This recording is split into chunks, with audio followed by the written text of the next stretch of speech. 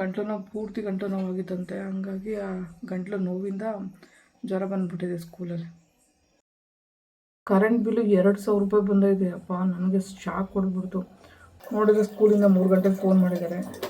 ಪೂರ್ವಿಗೆ ಜ್ವರ ಬಂದುಬಿಟ್ಟಿತ್ತು. ಇನ್ನು ನಾನು ಮಲಗಿದ್ದೀನಿ, ಅವನಿಗೂ ಬಂದು ಕರ್ಕೊಂಡೋಗಿ ಅಂತ. ಒಳ್ಳೆ ಕಥೆ ಆಯ್ತು. ಆಮೇಲೆ ಪಾಪ ಅವ್ನು ತುಂಬ ಸುಸ್ತಾಗ್ಬಿಟ್ಟಿದ್ದಾನೆ, ಜ್ವರ ಬಂದಿದೆಯಲ್ಲ.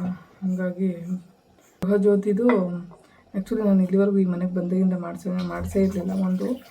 ಆಮೇಲೆ ಅಲ್ಲಿ ಹೊಸ ಮನೆಗೆ ಬಂದರೆ 6 ತಿಂಗಳ ಗಂಟ ಗೃಹಜ್ಯೋತಿ ಮಾಡ್ಸೋಕ್ಕಾಗಲ್ವಂತೆ. ಆಯಿತು, ಒಂದು KC ಜನರಲ್ ಹಾಸ್ಪಿಟ್ಲಿಗೆ ಓಡೋಕೆ ಬಂದಿದ್ದಾಯಿತು. ಮೆಟ್ರೋಗೆ ಹೋಗಿ ತುಂಬ ದಿನಗಳ ನಂತರನೇ ಹೋಗಿತ್ತು ಆ್ಯಕ್ಚುಲಿ. ಸೊ ಅಲ್ಲೊಂದು ಹೆಲ್ತ್ ಇಶ್ಯೂ ಇದೆ. ಸೊ ಏನು ಕತೆ ಏನು ಅಂತ ಹೇಳ್ತೀನಿ. ಅಯ್ಯೋ ಏನು ಆಗ್ತಿದೆಯೋ ಗೊತ್ತಾಗ್ತಿಲ್ಲ, ಜೀವನ ಹಂಗಾಗ್ಬಿಟ್ಟಿದೆ ನನಗೆ.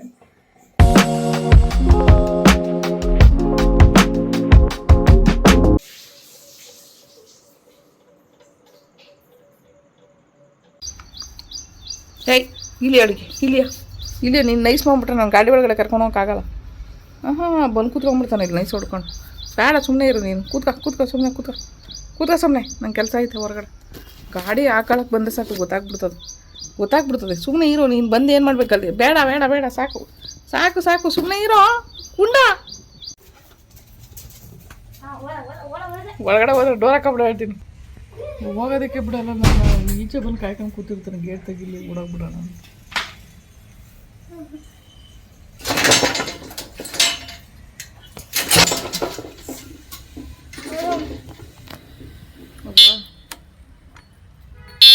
ಸುಮ್ಮನೆ ಇರೋ. ಓಕೆ ಬಾಯ್, ಹುಷಾರಾಗಿ ಹೋಗು ಸ್ಕೂಲ್ಗೆ. ಹಾಂ, ಲಾಕ್ ಮಾಡ್ಕೊಂಡು ಹುಷಾರಾಗಿ ಹೋಗು. ಹಾಂ,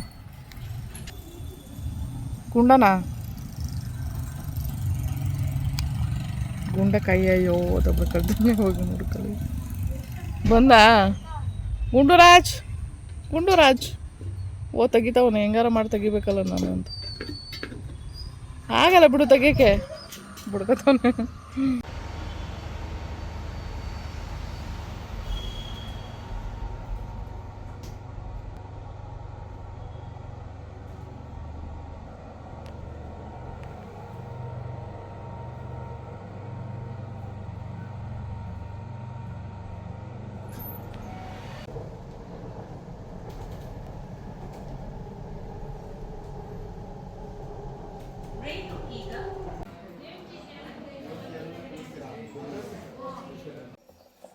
ಗೃಹಜ್ಯೋತಿ ಮಾಡಿಸೋಣ ಅಂತ ಎಲ್ಲ ಕಡೆ ಓಡಾಡಿದ್ದಾಯಿತು. ಆ್ಯಕ್ಚುಲಿ ಅಲ್ಲಿಗೆ ಹೋದ್ರೆ ಇಲ್ಲಿಗೆ ಹೋಗಿ ಅಂತಾರೆ, ಇಲ್ಲಿಗೆ ಹೋದ್ರೆ ಅಲ್ಲಿಗೆ ಹೋಗಿ ಅಂತಾರೆ. 2-3 ಸಾರಿ ಓಡಾಡಿದ್ದಾಯಿತು. ಒಂದು ಕಡೆ KCG ಜನರಲ್ ಹಾಸ್ಪಿಟ್ಲ್ ಅಲ್ಲಿಗೆ ಹೋಗಿದ್ದಾಯಿತು. ಸೊ ಅಲ್ಲೊಂದು ಕೆಲಸ ಇತ್ತು, ಮುಂದೆ ಹೇಳ್ತೀನಿ ಅದು ಏನು ಮ್ಯಾಟ್ರ್ ಅಂತ. ಆ್ಯಕ್ಚುಲಿ ಅಲ್ಲೆಲ್ಲ ಓಡಾಡ್ಕೊಂಡು ಬಂದು ಸಾಕಾಯ್ತಾ. ಮತ್ತು ಏನು ಗೊತ್ತಾಗಿಲ್ಲ, ಹೇಳ್ಬೇಕು ಅಂದರೆ ಏನು ಮಾಡ್ಬೇಕಂತ ಅರ್ಥ ಆಗ್ತಾರೆ. ಹಂಗಾಗಿ ಪರಿಸ್ಥಿತಿ.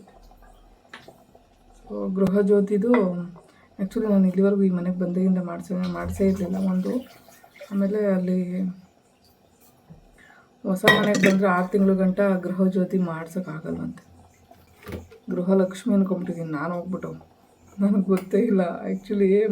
ಇದು ಗೃಹಲಕ್ಷ್ಮಿ ಮಾಡಿಸ್ಬೇಕು ಅಂದರೆ ರೇಷನ್ ಕಾರ್ಡ್ ಬೇಕೇ ಬೇಕು. ನನಗೆ ರೇಷನ್ ಕಾರ್ಡ್ ಇಲ್ಲ ಅಂದರೆ ಗೃಹಲಕ್ಷ್ಮಿ ಅಲ್ಲ ಗೃಹಜ್ಯೋತಿ ಅಂತ ಹೇಳಿದ್ರು. ನನಗೆ ನಿಜ ಗೊತ್ತೇ ಇರಲಿಲ್ಲ.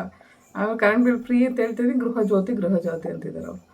ಜ್ಯೋತಿ ಅನ್ನೋದೇ ಮರ್ತೋಗ್ಬಿಟ್ಟಿದ್ದು, ಲಕ್ಷ್ಮಿನೇ ನೆನಪು ಬರ್ತಾಯಿತ್ತು ನನಗೆ. ಇದೇನು ರೇಷನ್ ಕಾರ್ಡ್ ಇಲ್ಲದೆ ಇವ್ರು ಏನು ಮಾಡ್ತಾರೆ ಅಂತ. ಆಮೇಲೆ ಹೇಳಿದ್ರು ಗೃಹಜ್ಯೋತಿ ಅಂತಾರೆ ಅದಕ್ಕೆ ಅಂತ. ಎಂಥ ದಡ್ಡಿ ಅನ್ಕೊಂಡೆ ನಾನು. ಆಮೇಲೆ ಅದು ಫಸ್ಟ್ ಫ್ಲೋರಲ್ಲಿ ಬೇರೆ ಐತೆ. ಸೊ ಅದು ಲಿಫ್ಟ್ ಇರೋದಕ್ಕೆ ಅಲ್ಲಿ ಹತ್ತಿ ಇಳಿದು ನಾನೇ ಎಲ್ಲ ಮಾಡ್ಕೊಂಡು ಹೋಗಿ ಎಲ್ಲ ಕೇಳೋ ಹೊತ್ತಿಗೆ ಈ ಮನೆಯದು ಕರೆಂಟ್ ಬಿಲ್ ಆ್ಯಡ್ ಆಗಿಲ್ಲ ಅದಕ್ಕೆ ಅಂತ ಹೇಳಿದರು. ಸರಿ, ಯಾವಾಗ ಬರಬೇಕು ಅಂದಕ್ಕೆ ನೆಕ್ಸ್ಟ್ ಮಂತ್ 15th ಮೇಲೆ ಸ್ಟಾರ್ಟ್ ಆಗುತ್ತೆ, ವಾಟ್ಸಪ್ ನಂಬರಿಗೆ ತೊಗೊಂಡೋಗಿ ಅಂತ ಹೇಳಿದ್ರು. ಸರಿ ಅಂದ್ಬಿಟ್ಟು ಅಲ್ಲಿ ಒಂದು ಫೋಟೋ ತಗೊಂಡು ಬಂದಿದ್ದಾಯಿತು. ಸೊ 2 ಸಾರಿ ಓಡಾಡಿದ್ದಾಯಿತು. ಒಂದು KC ಜನರಲ್ ಹಾಸ್ಪಿಟ್ಲಿಗೆ ಓಡೋಕೆ ಬಂದಿದ್ದಾಯಿತು. ಮೆಟ್ರೋಗೆ ಹೋಗಿ ತುಂಬ ದಿನಗಳ ನಂತರನೇ ಹೋಗಿತ್ತು ಆ್ಯಕ್ಚುಲಿ. ಸೊ ಅಲ್ಲೊಂದು ಹೆಲ್ತ್ ಇಶ್ಯೂ ಇದೆ. ಸೊ ಏನು ಕತೆ ಏನು ಅಂತ ಹೇಳ್ತೀನಿ. ಅಯ್ಯೋ ಏನು ಆಗ್ತಿದೆಯೋ ಗೊತ್ತಾಗ್ತಿಲ್ಲ, ಜೀವನ ಹಂಗಾಗ್ಬಿಟ್ಟಿದೆ ನನಗೆ. ಏನಪ್ಪ ಬದುಕೋದು ಜೀವನದಲ್ಲಿ ಅನಿಸ್ಬಿಟ್ಟಿದೆ. ಸಿಕ್ಕಾಪಟ್ಟೆ ಬಾಡಿ ಪೇನ್ ಆಗಿಬಿಟ್ಟಿತ್ತು. ಬಂದೋಳು 3 ಗಂಟೆಗೆ ಮಲಗಿದ್ಕೆ 8 ಗಂಟೆ ರಾತ್ರಿ ಗೆದ್ದಿದ್ದೀನಿ. ಹೆಂಗೆ ಮಲಗಿದೆ ಏನು ಕತೆ ಏನೂ ಗೊತ್ತಾಗಿಲ್ಲ ಬಾಡಿಗೆ, ಅಷ್ಟು ಬಾಡಿ ಪೇನ್ ಆಗ್ತಿದೆ. ನೋಡಿದ್ರೆ ಸ್ಕೂಲಿಂದ 3 ಗಂಟೆಗೆ ಫೋನ್ ಮಾಡಿದ್ದಾರೆ, ಪೂರ್ವಿಗೆ ಜ್ವರ ಬಂದುಬಿಟ್ಟಿತ್ತು. ಇನ್ನು ನಾನು ಮಲಗಿದ್ದೀನಿ, ಅವನಿಗೂ ಬಂದು ಕರ್ಕೊಂಡೋಗಿ ಅಂತ. ಒಳ್ಳೆ ಕತೆ ಆಯ್ತು. ಆಮೇಲೆ ಪಾಪ ಅವ್ನು ತುಂಬ ಸುಸ್ತಾಗ್ಬಿಟ್ಟಿದ್ದಾನೆ, ಜ್ವರ ಬಂದಿದೆಯಲ್ಲ, ಹಾಗಾಗಿ ಸ್ಕೂಲಿಂದ ಬರುವಾಗ ಕರ್ಕೊಂಡು ಬಂದು ಟ್ಯೂಷನ್ಗೆ ಹೋಗಿಲ್ಲ ಅವನು. ಇವತ್ತು ಏನಕ್ಕೆ ಹೋಗಿಲ್ಲ, ಸುಮ್ಮನೆ ಮಲಗಿದ್ದಾನೆ. ಪಾಪ ಅವನು ತಾನೆ ಏನು ಮಾಡ್ತಾನೆ. ಜ್ವರ ಬಂದಿದೆ, ಬಾಡಿ ಪೇನ್ ಆಗಿ ತುಂಬ ದಿನ ಆಯ್ತಲ್ಲ ಜ್ವರ ಬಂದಿರಲಿಲ್ಲ. ಆಲ್ಮೋಸ್ಟ್ ಅವ್ನಿಗೆ ಜ್ವರನೇ ಬಂದಿಲ್ಲ ಈ ನಡುವೆ ಎಲ್ಲ, ಆರಾಮಾಗೆ ಇದ್ದ. ಬಟ್ ಹೆಂಗೆ ಜ್ವರ ಅಂತ ಗೊತ್ತಾಗಲಿಲ್ಲ ನನಗೂ. ಈಗ ಅವನಿಗೂ ಹಾಸ್ಪಿಟ್ಲಿಗೆ ಅಲ್ಲೇ ತೋರಿಸ್ದೆ, ಗೌರ್ಮೆಂಟ್ ಹಾಸ್ಪಿಟ್ಲಲ್ಲಿ. ಆಮೇಲೆ ಇದೀಗ ಮಿಕ್ಸಿ ತಗೊಳ್ತಿದ್ದೀನಿ, ಮಿಕ್ಸಿಲಿ ರುಬ್ತೀನ ನಾನು, ಏನು ಕತೆ ಗೊತ್ತಾಗಲಿಲ್ಲ ನಾನು. ಇದು ನೀರು ಕಾಯಿಸ್ಬೇಕು ಅವನಿಗೇ, ಬಿಸಿ ನೀರು ಕೊಡೋಣ ಅಂತ. ಜ್ವರ ಬಂದಿದೆ, ಏನೋ ತಿಂತಾಯಿಲ್ಲ, ಸುಸ್ತಾಗ್ತಿದೆ ಅಂತ ಹೇಳ್ತಿದ್ದ. ಆ್ಯಕ್ಚುಲಿ ಆರಾಮಾಗಿದ್ದ ಈ ನಡುವೆ ಎಲ್ಲ. ಹೇಳ್ಬೇಕು, ಒಂದು 6-8 ತಿಂಗಳೇ ಆಯಿತು ಅವನಿಗೆ ಜ್ವರನೇ ಬಂದಿರಲಿಲ್ಲ. ಯಾಕೋ ಇದ್ದಕ್ಕಿದ್ದಂಗೆ ಬಂದುಬಿಟ್ಟೈತೆ ಜ್ವರ, ಅದಕ್ಕೆ ಟೆನ್ಷನ್ ಆಗ್ತಾಯಿತ್ತು ನನಗೆ. ಅದಕ್ಕೆ ಇನ್ನೇನು ಅನ್ನ ಊಟ ಮಾಡಲ್ಲ, ಏನಿಲ್ಲ. ಅನ್ನ ಇದೆ, ಹೋಟೆಲಲ್ಲಿ ಸಾಂಬಾರು ತೊಗೊಂಡು ಬಂದಿದೆ ಮಧ್ಯಾಹ್ನ. ಹೊರಗಡೆ ಕೆಲಸಕ್ಕೆ ಹೋದರೂ ಮನೇಲಿ ಅಡುಗೆನೂ ಮಾಡೋಕ್ಕಾಗಲ್ಲ ನನ್ನ ಪರಿಸ್ಥಿತಿ ನೋಡಿ. ಅವರೆಕಾಯಿ ತಗೊಂಡು ಬಂದರೆ ಸೋಸೋಕ್ಕಾಗಿಲ್ಲ ನನ್ನ ಕೈಯಲ್ಲಿ, 1 kg ಹಂಗೆ ಇದೆ ನೋಡಿ. ಏನು ಮಾಡೋದು, ಮನೇಲಿ ಕೆಲಸ ಮಾಡಬೇಕು, ಹೊರಗಡೆ ಕೆಲಸ ಮಾಡಬೇಕು. ಹೊರಗಡೆ ಈ ಬರೀ ಅಲ್ಲಿ ಇಲ್ಲಿ ಅಲ್ದಾಟ. ಆ ಡಾಕ್ಯುಮೆಂಟ್ ಮಾಡ್ಸೋಕೆ ಹೋಗು, ಈ ಡಾಕ್ಯುಮೆಂಟ್ ಮಾಡ್ಸೋಕೆ ಹೋಗು, ಅಲ್ಲಿ ಹೋಗು, ಇಲ್ಲಿ ಬಾ. ಕರೆಂಟ್ ಬಿಲ್ಲು 2,000 ರೂಪಾಯಿ ಬಂದೈತೆ. ಅಪ್ಪ ನನಗೆ ಶಾಕ್ ಕೊಡ್ಬಿಡ್ತು.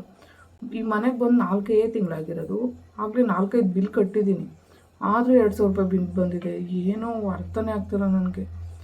ಅದಕ್ಕೆ ಗೃಹಜ್ಯೋತಿದು ಫ್ರೀ ಮಾಡಿಸೋಣ ಅಂತ ಹೋದರೆ ಇನ್ನೂ 1 ತಿಂಗಳು ಮೇಲಾಗುತ್ತೆ ಅಂತ ಹೇಳೋದು, 1.5 ತಿಂಗಳು ಆಗ್ಬೋದು. ಅಯ್ಯೋ ಅದಕ್ಕೆ ಏನು ಮಾಡೋದು ಗೊತ್ತಾಗ್ತಿಲ್ಲ. 2,000 ರೂಪಾಯಿ ಕರೆಂಟ್ ಬಿಲ್ ಯಾರಪ್ಪ ಕಟ್ತಾರೆ ಇವಾಗ? ಅಯ್ಯೋ ದೇವ್ರು, ಕರೆಂಟ್ ಬಿಲ್ ಎಷ್ಟು ಬಂದುಬಿಟ್ರೆ ಮನೆ ನಿಭಾಯಿಸೋದು ಹೆಂಗೆ ನಾವು? ಬಿಸಿನೀರು ಕಾಯ್ದಿದ್ದಾವೆ.